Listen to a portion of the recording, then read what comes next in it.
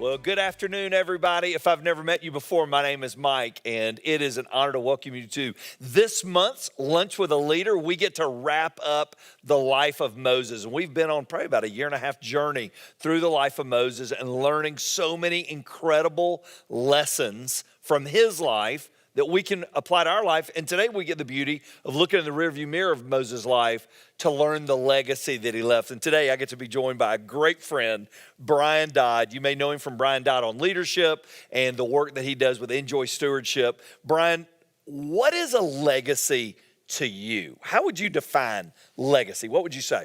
Yeah, Mike, it's funny. I've been actually studying the subject matter of legacy for about 10 months. And there's really two ways to look at it. What I love about what you do is I'll just call it standard generic leadership, but then spiritual leadership. And I think legacy falls in that.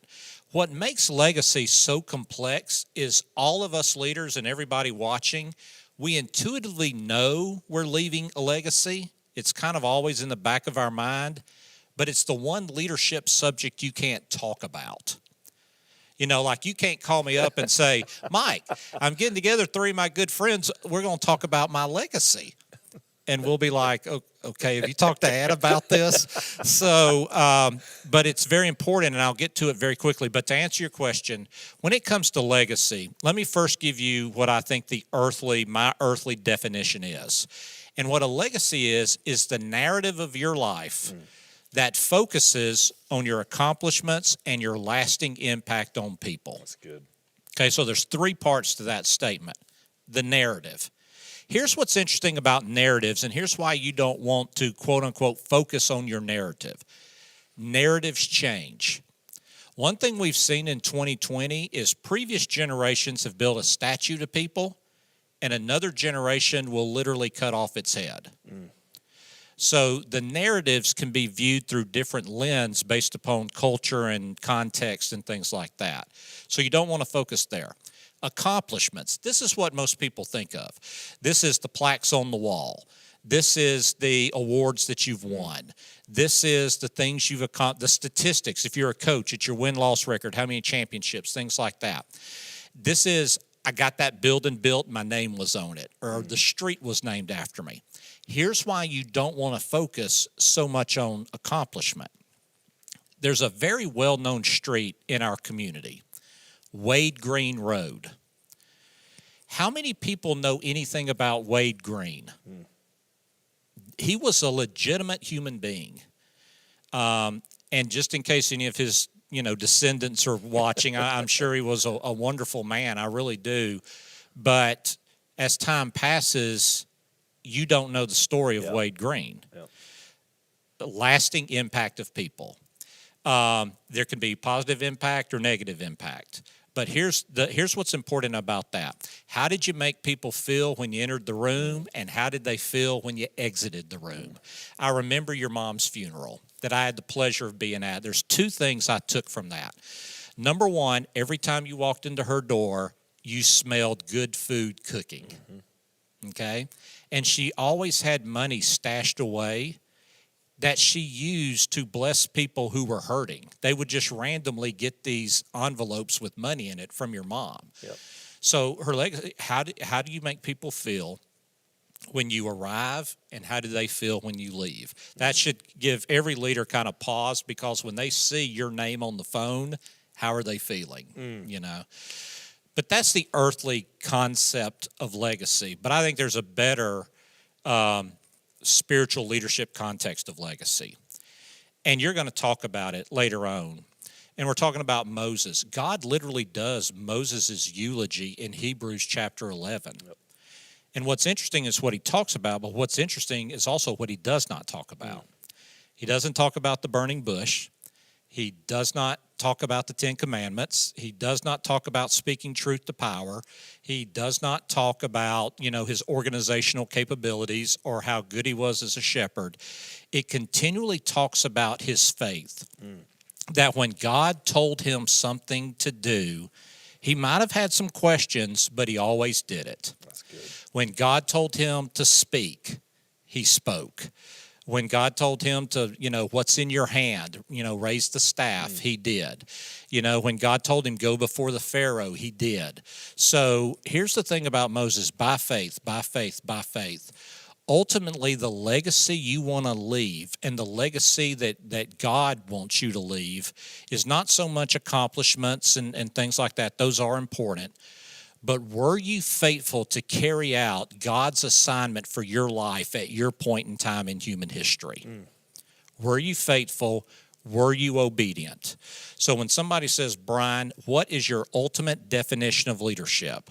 I'll say, was your heart so in tune with God that whatever he told you to do, you would be obedient to do it, and he counted you faithful to carry out his purposes in your life at your point in time in human history?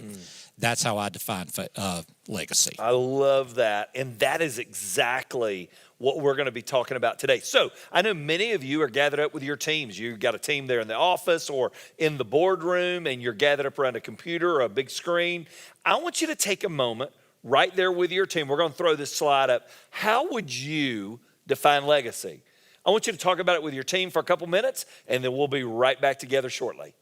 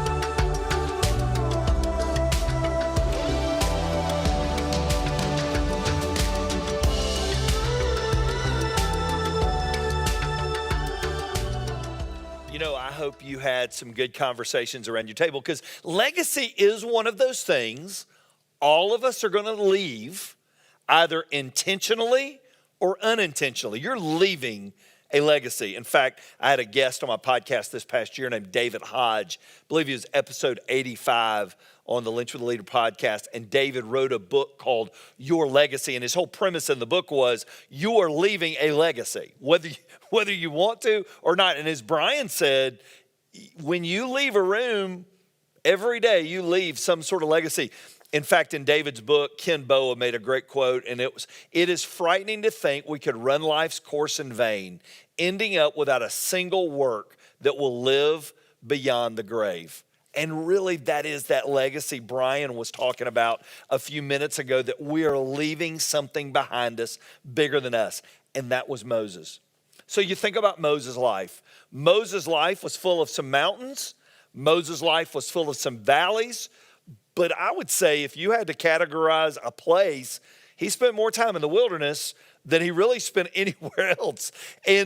But in all of that, how Moses led and who Moses was mattered. I want you to look with me in your outline. Hopefully you got that pulled up. Deuteronomy Chapter 34. Listen to how it captures the end of Moses' life. Then Moses went up to Mount Nebo from the plains of Moab and climbed Pisgah Peak, which is across from Jericho. And the Lord showed him the whole land, from Gilead as far as Dan, all the land of Naphtali, the land of Ephraim, Manasseh, all the land of Judah, extending to the Mediterranean Sea, the Negev, the Jordan Valley with Jericho, the city of palms, as far as Zoar. Then the Lord said to Moses, "This is the land I promised on oath to Abraham, Isaac, and Jacob when I said, I'll give it to your descendants. I have now allowed you to see this land with your own eyes." But I want you to look at this next line. "But you won't enter it." Now, I don't want to read past that phrase. Moses had done a lot of things, but Moses, the phenomenal, great leader, didn't get to the end zone. He finished on the 10. His game's going to wrap up on the 10-yard line. So if success or failure is determined by all of life's biggest goals and objectives, you would say Moses was a failure. But that's not how God viewed Moses. He allows Moses to see the finish line, verse 5. So Moses, the servant of the Lord, died there in the land of Moab, just as the Lord had said. The Lord buried him in a valley near Beth Peor in Moab, but to this day, nobody knows the exact place. Moses was 120 when he died, yet his eyesight was clear and he was as strong as ever, which I think is interesting to note that Moses wasn't not allowed into the promised land because he was tired and old. No, his life still had vigor and vibrancy, but yet there was a bigger plan in place.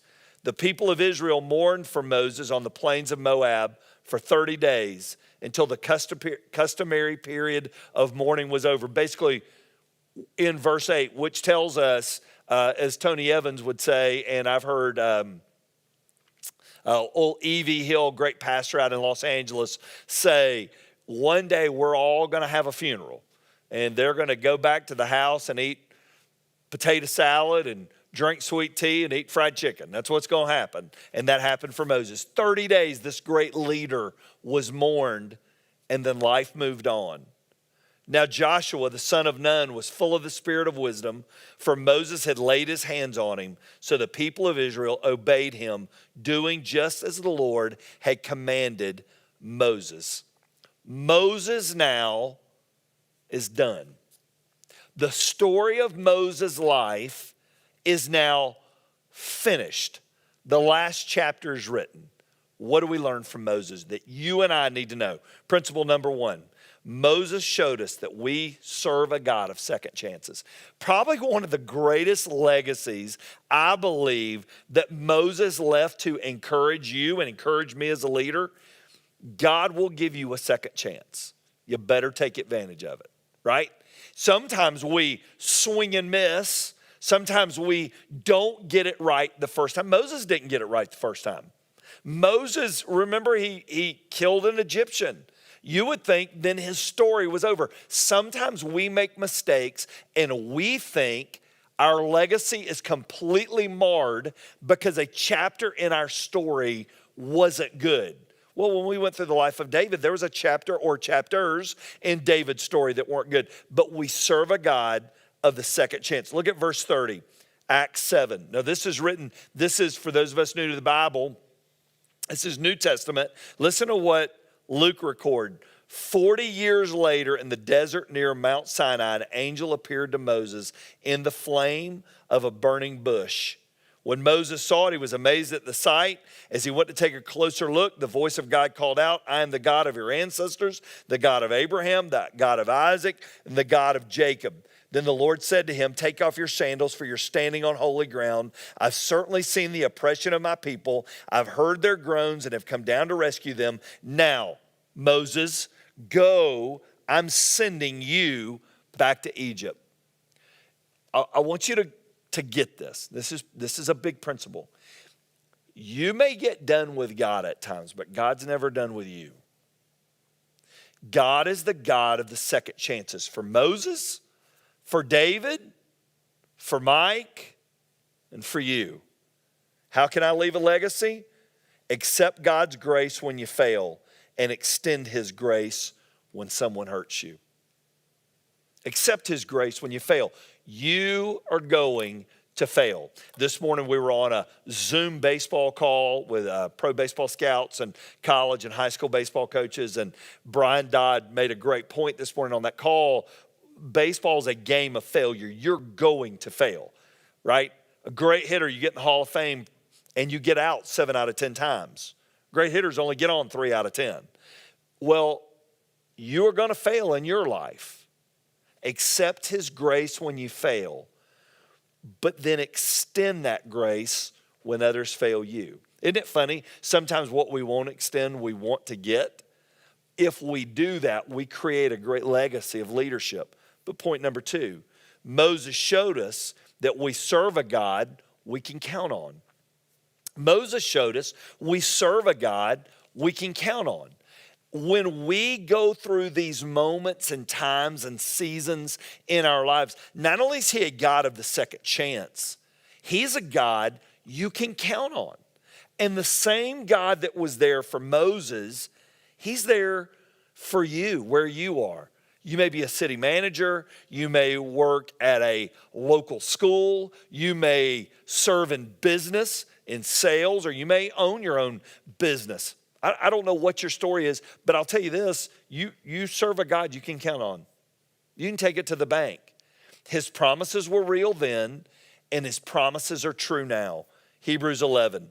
It was by faith that Moses, when he grew up, refused to be called the son of Pharaoh's daughter. He chose to share the oppression of his people instead of enjoying the fleeting pleasures of sin. He thought it was better to suffer for the sake of Christ than his own treasures in Egypt, for he was looking ahead to a great reward. Verse 27, it was by faith that Moses left the land of Egypt, not fearing the king's anger. He kept right on going because he kept his eyes on the one who was invisible. I want you to write down this little phrase, ready? By faith. What does that mean? That means I can't see it, but I got to trust it, right? By faith. By faith means we read God's promises and we can't see them tangibly, but we're trusting that they're true, and we keep walking by faith. Moses had no more to go on than you and I've got to go on, other than God had told him what to do, and he had to trust that God was going to be with him to do it. How can we leave this legacy? When I doubt and lose heart, I keep going and know that God is with you and God is working for you. That little phrase, I keep going. Hard to do, isn't it? When the climb is uphill, not downhill, when the road isn't paved, it's rocky, what do? Well, leaders that leave a legacy, they just keep going. They leave a legacy that we want to talk about, a spiritual legacy, because they never stop. They never stop moving. They never stop going. They never stop pushing. You know, we said this in the study we were in this morning. I said it in church yesterday. Think about the journey we've been on for the past year and a half. These moments in his life where you could say that God had forgotten Moses. He was being raised in the house of an Egyptian. Well, surely God's not going to use him to deliver his people, but he did. But then Moses thought it when he was 40, and God goes, no, it's not when you're 40, it'll be when you're 80.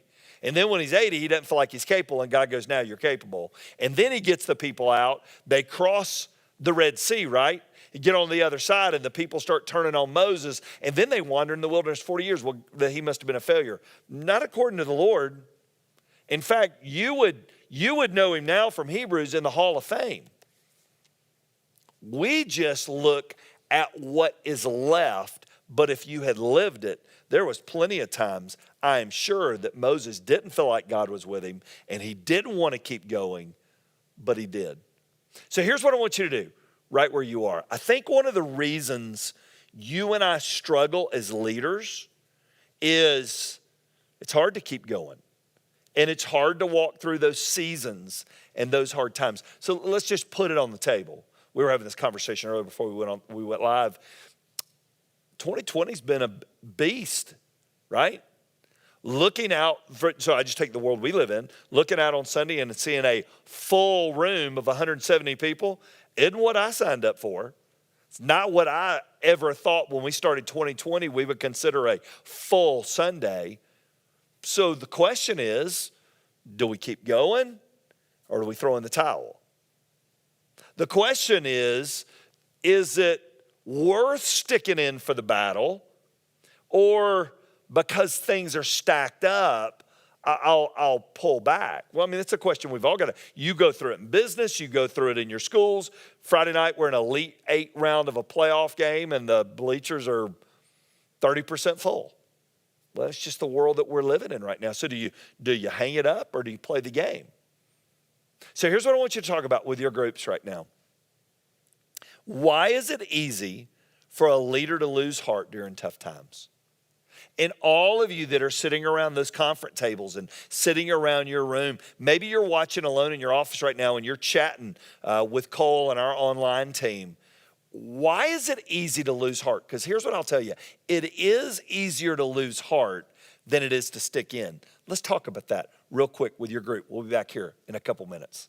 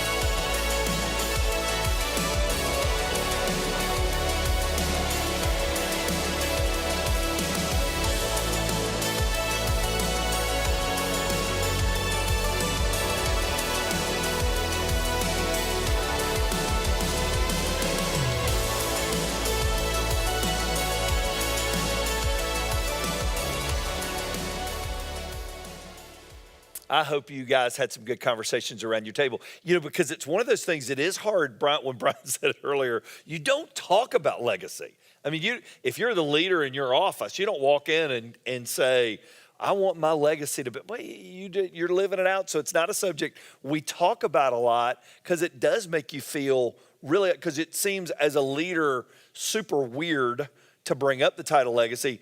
But Brian, and I'd love to hear your thoughts on this. Everybody around the office is thinking about it, though, aren't they? Oh, absolutely. I mean, we're all look, here's the thing. As human beings, we want to do something significant with our one and only life. It's just built into us. We want to do something eternal because we're eternal beings. Yep. Here's a great way if you're a leader to have the legacy conversation and not come across as narcissistic. If you say, Mike, I just want to make sure I'm fulfilling God's plans and purposes in my life. Can we talk about that? And you talk about what you're seeing and what my dreams are and am I on the right track and things like that. That is a much better and healthier conversation than, Mike, I'm concerned about my legacy. Yeah. Really, it's the same thing. We're all going to leave a legacy, as you so excellently pointed out. But that entry in terms of how to ask the question will help frame that for you and let you have those hard conversations. That's really good. And everybody's thinking it. And everybody on the team, whether you're the one in charge or you're part of the team, we're all leaders. This is the whole premise of Lunch with a Leader. We're all leaders somewhere. We're leading something, and we need to know what that legacy is we're leaving. Number 3 on your outline today, Moses showed that we serve a God who wants to be known. And that God that wanted to be known then wants to be known now. Inside the tent of meeting, the Lord would speak to Moses face to face as one speaks to a friend. We think about this God. He wants to be known, and he wants to be known by you. So for many of you, you may go, man, my walk with the Lord may be tuning in to Lunch with a Leader once a month. I don't know. I really don't know what I'll grab a service every now and then. You have a creator, and you have a sustainer, and you have somebody that knows your name that wants to know you, and he wants you to know him. And I'll tell you this, the greater you get to know him, the greater legacy you'll leave, because you'll see he's got a purpose for me. He's got a reason he has me here. Brian, what does it do to somebody when they find that purpose? What would you say? It provides intentionality for your life. Yeah. If you're going to wander, there's nothing worse than wandering through life, trying this, trying that. If you're going to wander with intentionality that you're trying to find that purpose. But one thing that I would tell everybody, if they're struggling, why am I here? What's my purpose? Or I'm in this dead-end job or something of that nature. Here's what I would always tell them. At the end of the day, love the Lord your God with all your heart, all your mind, all your soul, and all your strength, and love your neighbor as yourself. So if you're loving God, you have that vertical relationship, and you're doing everything you can to please him, and once again, be obedient to what he tells you to do, and then you invest in people around you that God's brought into your life, you're going to stumble onto your purpose. Your purpose will find you. You will not find your purpose if you're living that way. That's a really good word there. And you will find it if you're seeking him. He's not trying to hide it from you. That's the beauty of it. So look at that part. How do we do this? We spend time getting to know God through prayer and Bible reading. And that sounds so simplistic, but yet it can be so hard at times because everything comes against you. I'll say this. God loves you as much today as he's ever going to love you. We read the word and we pray, not so he can love us more, but so we can love him more and understand him more. He already understands you. He already gets you. He created you. This journey's for you, not for him. Point number 4. And Moses showed us we serve a God who's raising up new leaders. Moses is laying down the baton. So I was talking to somebody recently. I'm at that phase of my life. I'm 51. So I've got less on out the front windshield than I do in the rearview mirror, right? And I was talking to somebody, and he made a comment. He said, Mike, it's like the baton being handed off. The baton's handed off in a track meet, not when somebody's jogging, but when they're going full speed. That pass off happens at full sprint. I love that God noted in Deuteronomy, Moses was still sprinting. His eyes were clear. His heart was full of vigor and strong. And Moses handed the baton to Joshua. He got to see the promised land, but he never got to enter it. Now Joshua, son of Nun, was full of the spirit of wisdom, for Moses had laid his hands on him. Moses knew there was going to be a point he wasn't going to be the guy anymore. So he passed it on. How do we leave this legacy? We spend time invested in potential leaders who need your knowledge, your faith, and your experience. Your knowledge, what you've learned, your faith, how you've walked, and the experience, those things that only life can teach you. So Brian, I wanted to wrap today talking about this. You've got a real passion around this subject of leaders not only leaving a legacy, but leaving the next generation. So let's talk about this real quick. Why is that such a passion for you? Yeah, a couple things, and I'm going to dive real deep into the next generation because I've been living in that for the last 10 months, and I'll talk about that. As I was preparing for our time together, I came across a great phrase that really kind of encapsulated what I was thinking in terms of legacy, and it was this: how many great men are not good men? And, you know, you sit there and you look at the accomplishments that they've done and things of that nature, but because they lack the character, they're not going to leave a great legacy. I just, wanted to pass that on, as some people may be dealing with that. But let's talk about the next generation. Warren Buffett has an excellent statement. We all sit in the shade provided by trees planted by somebody else. It's a great statement by Warren Buffett.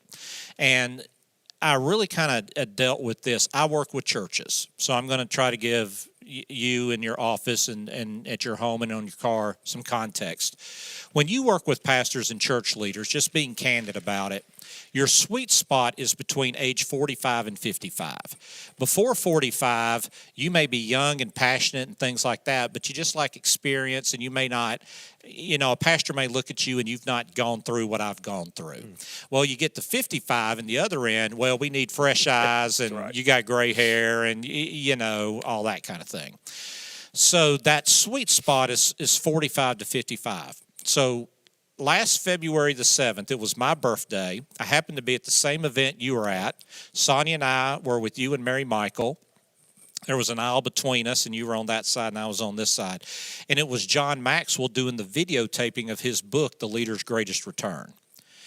And I'd really been struggling with a lot of stuff related to just my job in that period. And, I was turning 54, and, you just go through that.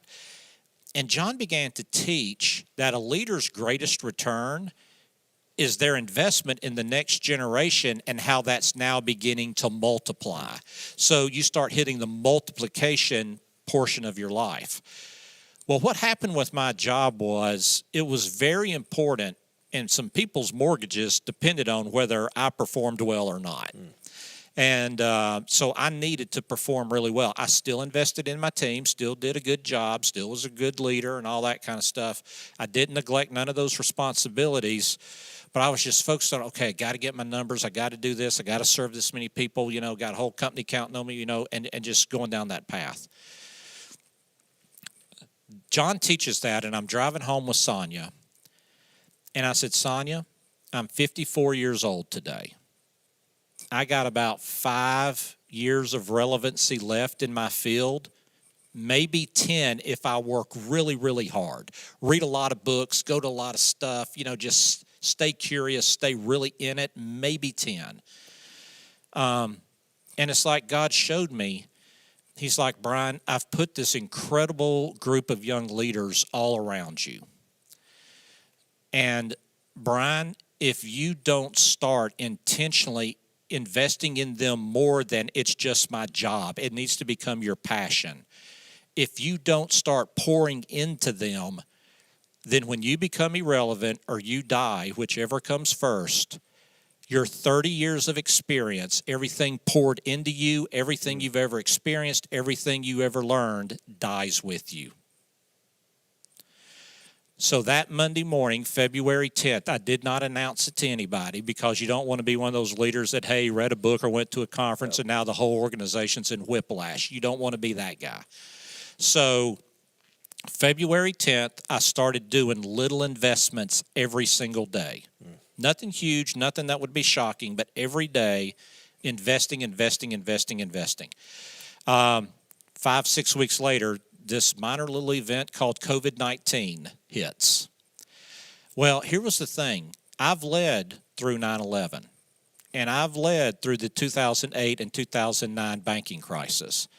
I know how to lead through crisis. God has taken me through that journey twice. Now, this one's different. This one's global. It's different. But I know the principles of leading through crisis. And so I was able to be someone who could walk through those young leaders and give them perspective as we navigated this crisis. And here's the interesting thing, Mike, because I was intentional about investing in the next generation and, leaving seeds in them that will grow into trees that will one day provide shade for future pastors and future church leaders and future generations.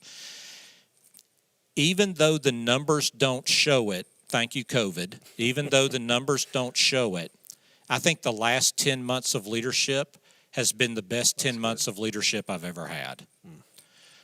Because not only was I like, okay, we got a job that we got to do accomplishment and we got to make people feel good, those first two. But now, because of the investment in the next generation, what God has invested in me will not die with me now when my time on earth is done. That is a powerful, powerful principle. I wonder the fireside conversations Moses and Joshua had. Because Joshua had been one of the guys that had gone into the land and said, we can do it, when the other one said they couldn't.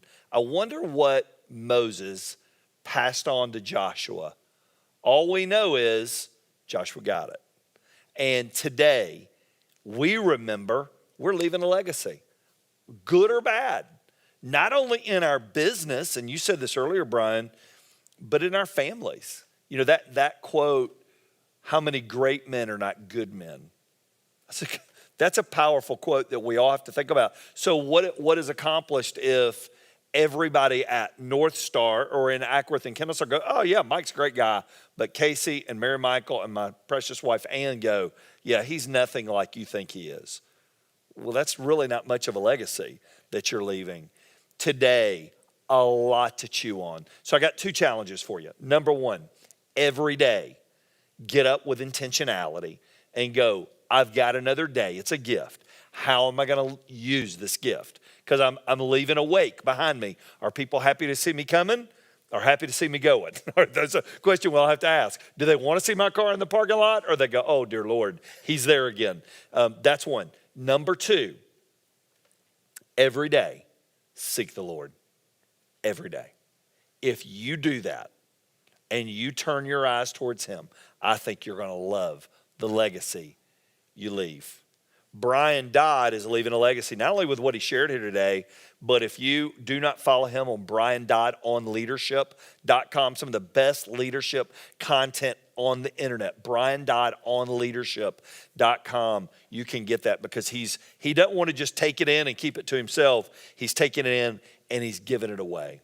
So today, thank you so much for joining us. I want to pray over you as leaders. We will gather again in January, and you'll be getting all that information online. If you're not signed up for emails, you don't get those, you can go into the chat area and leave that, or email me at mike.lynch, L-I-N-C-H, at northstarchurch.org, and I'll get you all the information and get you signed up. But in January, we're going to go a different direction. We're going to take up Joshua. We're going to pick up this story Moses left in Joshua, and we get to watch Joshua become the leader that Moses and God thought he could be. Brian, would you mind praying over all those watching today? And then when Brian gets done praying, we will let you go and pray that you have a great day.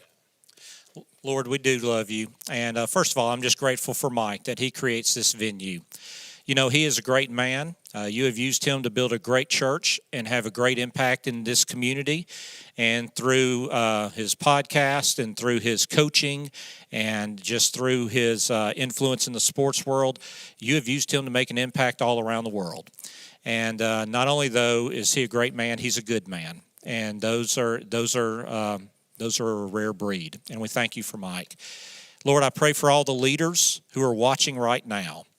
You have set them aside to accomplish something great for your name at this point in time in human history. You've called on them to make hard decisions, to resource people, to believe in people more than they believe in themselves, to mobilize people around them, to build great teams, to address hard issues, and to advance your mission here on earth for their cities, their schools, their athletic teams, police and fire, first responders. Lord, I thank you for everybody watching this. And Lord, I pray you give them the wisdom and the insight and the grace to be the leader that God created them to be. And Lord, I want to pray something real specific for them right now. Moses, as Mike taught, did not get to see the promised land. And Lord, I look at David. As he wrapped up his life, he raised the resources for a building that would actually have somebody else's name on it called Solomon's Temple. Lord, I'm going to pray selfishly. It may be your plan for these leaders or it may not. I pray that for their purpose that you have them here on earth, they'll get to see it. And they'll get to cross that finish line, and they'll get to see their specific promised land that you've called them to. Give them a great Christmas. Keep them all safe. And we just ask all this in Jesus' name. Amen.